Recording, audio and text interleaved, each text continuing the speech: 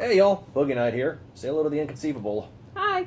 So we just got back from seeing Kubo and the Two Strings and damn invisible ninjas cutting onions. Mm-hmm. Just a smidge. Just a little bit choked up, only on a couple of scenes. Just a little. Yeah. Well, you got choked up too, so Well, yeah, but that's totally expected coming from me. shut up. It was a really good movie. I mean, I went into this movie totally blind, so I honestly had no idea what to expect. But it was really, really good. Mm-hmm. I mean, we saw the 3D version, and that just added on to the effects. To Okay, that degree. it was 3D whatever. The glasses were not, the two lenses were not the same color. No, it was a black lens and a white lens. Which was weird. Yeah, but I don't know how they did it, but it just made the special effects and the action sequences amazing. I mean, if you see a regular, I'm sure it's just as good, but there are certain sequences, like at the very end. Yeah. They're during the final battle, Mm-hmm. or when they're walking through the woods. Yeah. And, with Beetle Man and Boogie. I also really liked it when it was raining. Oh, that was amazing. This is gonna be a really short review because I don't want to give away too many spoilers because it was a really good movie. Yeah, it was. I mean, It didn't really. I had seen the trailer, so I didn't go blind, but the storyline so took you a had different a stigmatism direction. walking into it. I did not have a stigmatism.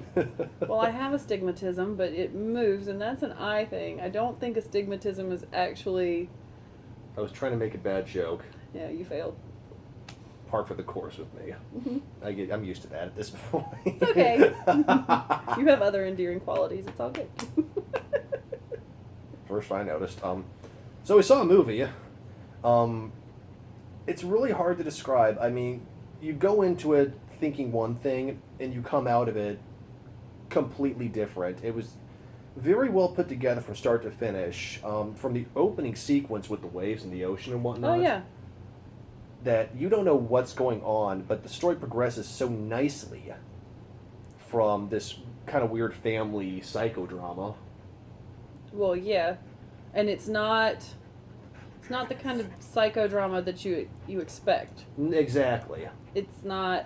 It's more fantasy oriented than I expected. But yeah, Andy, get over here. Come here, Andy. Oh, she's gonna jump on top of you. That is what she will do. We've got a third reviewer for this movie. Get up here, Precious. She didn't actually watch it. No, she did. She will jump on top of you. She'll be a cameo. Come here, Precious. Come here. Come here. She's there a we 60 go. pound. There we go. Okay, go Now girl. she's falling off the couch. Well done. So, She's still there. Okay. You can sit with us while we talk about the movie. Okay, go girl, Andy. Oh, cuddle bug. There we go. There you go. So, Hi, Precious. this is our third reviewer. Yes, she didn't get to see the movie, but she's still a big fan of this one here. She clearly likes Kubo and the Two Strings, or the phone and the two reviewers. Well, she's a really big fan of the fact that the movie brought you here so she could meet you. It's a mixed She's blessing. big fan. She doesn't know. Yeah, we'll make you watch the movie later on. Yeah. So plot in a nutshell, you see the opening sequence of this woman on a boat Mm-hmm. in a tidal storm, and you hear this kind of a voiceover exposition, which comes back to repeat itself quite often in the course of the movie. Mm-hmm. She winds up on the beach, and then you learn about the central protagonist, Kubo. Not Cujo, that's you, Pop. Yep. Kubo, and basically it starts out with him trying to take care of his mother, but then you kind of learn there's more of a sci-fi fantasy element behind it, but not in the sense of like anime, like Dragon Ball, or any of like... No. It's definitely more fantasy oriented with magic and sorcery and whatnot, and less sci-fi crap. Mm-hmm. But the backstory is very well plotted out. I mean, it's Yeah. a lot of twists and whatnot. Well, and I also think there are sections of it that are almost, I don't want to say horror movie-esque. Well, But there's there a little are- bit. It's dark. Well, it's dark, but there are moments that kind of reminded me like the two little girls in The Shining. Oh, yeah. They kind of reminded me a little bit of that.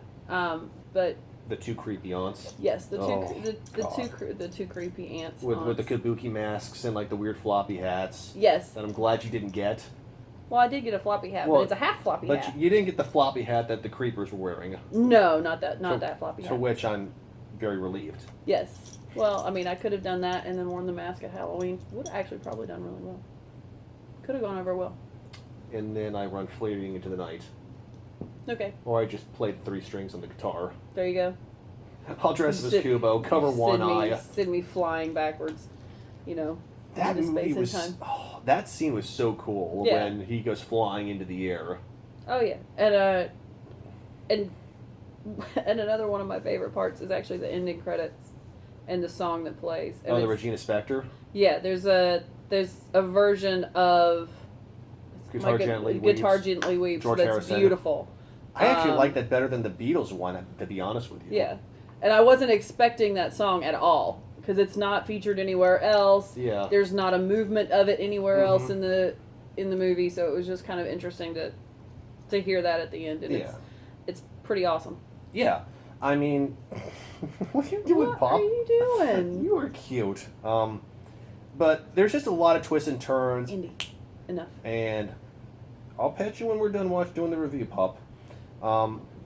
There's a lot of cool scenes, like right when you think all hope is gone and like all is lost, and then all of a sudden the magic comes out, and then Kubo wakes up with creepy monkey staring him in the face. Oh yeah. And I love the graphics. I mean, I know I said a lot of Lord of the Rings stuff, but I mean, you see like the dead empires, because there's scenes where they're walking through like the snow and there's statues of like fallen empires and stuff like that. I just think the graphics itself, like I kept thinking like Frodo was going to come around. Well, yeah, but you mentioned the monkey and you're talking about graphics, but especially the design of that character with the way that they had the way that they designed the fur. Yeah. And you had that one section with the birds. Oh, that was amazing. And it was kind of like, what? Did you ever watch the short, The Birds? Not the movie Birds, but I guess. No, I was thinking the Alfred Hitchcock. No, Birds. it's a Disney short. Okay, well, no, then. Oh, okay, never mind then. Okay, I'll watch it later. Okay. So I can put two takes together. 2 minutes or whatever. Okay, well, there you go. Somebody want to fall asleep tonight? Yeah, no, I don't know. No, I don't know. It's on 3rd. Of course you did. Okay. So we watched the movie. But I mean, just there's so many different elements, and it's very well blended together. I love the humor in that because it's so dry and sarcastic. Oh, it really is. Oh, it's priceless. I mean, there's one scene after the first battle. Okay, so plot in a nutshell: Kubo has to find 2 pieces of armor and a sword to take on the evil antagonist. And that's all I'm going to give it away, because anything else, there will be spoilers galore. Yeah. And you longtime viewers know I give away spoilers like candy, but that's usually just for movies that I dislike. This movie is worth spending the money to go see. Mm-hmm. But there's one scene after they find the first piece of magical weaponry, and Beetle Man, who just found out he had wings, he starts getting a back massage by the monkey. By the monkey, and he's basically you can tell he's enjoying. He's like, oh yeah, a little to the left, a little right, and she's like, okay, you're done. I'm just thinking of myself like Gone in 60 Seconds. Good breaks. Yep. But just the banter between Kubo, Monkey, and Beetle Man, and yes, that was their names. It's not like we're making some sort of weird nickname like I do in previous reviews, like Cornrows or Joseph Gordon-Levitt Jr. Things like that. That was literally their names. Yeah. And it was really good banter, in my opinion. Even the battle scenes were so intense. Like I found myself holding my breath in some of them.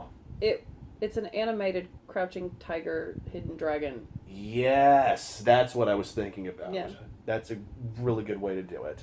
I mean, there was some goofiness like Mulan, elements in it too, to some degree. Of course. I mean, it's an animated movie, so of course you're going to have small children that are going to see it, and you're going to need at least some kind of humor along that level. But I mean, just Mulan, the way that Mulan was done, it was also done very characteristic of the culture. And I could say the same thing about the animation for this as well. Yeah. It's just a different aspect. Mm-hmm. It's a different variety. I wouldn't say it's anime. No. It's not anime. It's almost like, I guess if we had to put in kind of an anime kind of fashion, it was almost like Spirited Away. I have no idea what that is. I'm going to be honest. It's an acid trip. good movie in hindsight. At the time, I didn't know what I was watching, but when I think about it, it was also well put together. But Sounds like I didn't miss anything. have a few drinks, then decide whether you want to see it or not. Watch the trailers when you've had a couple drinks. Okay. There you go. But this one's totally. I mean, it's good for all ages. I mean, the two grown ass adults here that and Oh, yeah. cranky old woman ahead of us. Well, we weren't. Well, she was a little cranky, and you were looking for something. You were talking right in her ear. Right in her ear. You're talking in my ear. But obviously there was the family in front of us, but we weren't the only adults. No. Only groups in the theater. When we got up to leave, there were a couple of others that I saw. There was a couple of guys, a couple of rows back, and so I think it actually appealed to a wider demographic than I would have originally anticipated. Yeah, I mean, when I saw Brad and Sarah from Midnight Screenings doing the review, and I know that genre's kind of in Sarah's wheelhouse, and the way she's kind of talked about it, mind you, I only heard the first 5 minutes because they made a Garbage Day reference. Yes! And I just, once again, I went into it blind. You were smart. You did some advanced reconnaissance. Well, I had actually seen the trailer prior to us discussing going to see this movie, and then when we discussed it, I rewatched it yesterday. Okay. So yeah, I totally copped out. You were smarter than me because I'm just like, I'm going to go into blind on this one. Why not? But overall, from the plot to the conversations to the backstory to I love Kubo before he becomes the master swordsman. Before he becomes the crouching tiger, he is a genius with his 3-string guitar. The way he tells stories, that's how he makes a living to care for his mother, is playing his guitar. But when he does it, these pieces of origami kind of shoot up out of his backpack and take the life forms of the story he's conveying. Well, yeah, they come to life with the magic guitar thing. Yeah, I can't talk about that. The 3-string. Yes, the 3-string, not the 2-string. No, not the 2-string. The 2-string was definitely 3 strings on the guitar. I can count. I actually don't know if is it a true guitar? I don't know what the name of the instrument is. It's not technically a guitar. I've seen it before. I don't know. It's got a specific name. Either way. It's like a bouzouki, except not. It's a non-Irish bouzouki. I think there's a Japanese bouzouki. It's something similar to that. I'm going to have to Google. Yeah, I'm at the Wikipedia that later on. But then he hears a lot of warnings from his mother, don't do this, don't do that, and he's just thinking it's an old wives' tale, an old mother's tale, and that's when the plot truly unfolds. And it takes off from there. This movie wastes no time getting into the plot. At least I thought so. Well, no, I mean, the repeating theme that you hear on a regular basis, it is his story. Mm-hmm. And you don't realize it at the beginning when they first start, and it's don't blink. That was amazing. It goes on from there, but it repeats itself, and so as different elements are unfolding, you can see that this whole, if you blink or you miss a moment of part of the story development, the hero may not survive till the end. I mean, the story may change. But that's what I think was really cool, because this whole thing is literally unfolding like a story. And you don't know, it's like twist upon twist upon twist upon twist upon twist. And just when you think you're getting a grasp of the overall, something else gets thrown into the mix, and you just have to change it completely. And even Indy agrees. Yep. So, definitely go see this movie. I know we're not giving away too much, but I don't want to give away too much. Neither she. That's enough, precious. Come here. Come on, Indy. It's okay, girl. Come here. I mean, Come on over. Just lay down. It's worth going to see, y'all. It really is. I think that if you like fiction or fantasy or animated stuff or a good dry movie, because that's what this movie was. It was very dry. Yeah. But not a bad kind of dry. It was sarcastic. No. It wasn't dry like Room with a View. God, no. Well, no. I mean, the parts of the sarcasm, it was like sitting there watching an old married couple. It's an old married couple. It really it feels like an old married couple. The pieces of humor, the bits of sarcasm, it just feels very natural and organic to the whole scenario. So it's just kind of fun. I love the beach scene. That was hilarious. What they're saying, they're like, You guys are Oh, going to yeah. fight, aren't you? No, we're going to have an adult conversation. No, that means you're going to fight. No, it's not. Yeah. Yes, it is. All right, fine. Go play over there. Not with the sword. So it's very fast punching. I mean, it's not like you're waiting for somebody to draw a breath. It's just this, Right. this, and it works really well. So definitely go see it, guys. It's worth seeing in the theater, even if you don't see it in 3D. From one scene to the next, it's fantastic. There's nothing else we can say about it. Well, we could, but then again, we'd be giving away spoilers. Yeah. Yeah. So, that being said, y'all, hope you guys have a wonderful long weekend, and I will catch you on the flip side, and we'll be counting on us doing more reviews together. Okay. So, have a good night, y'all. Take care. Good night. Peace.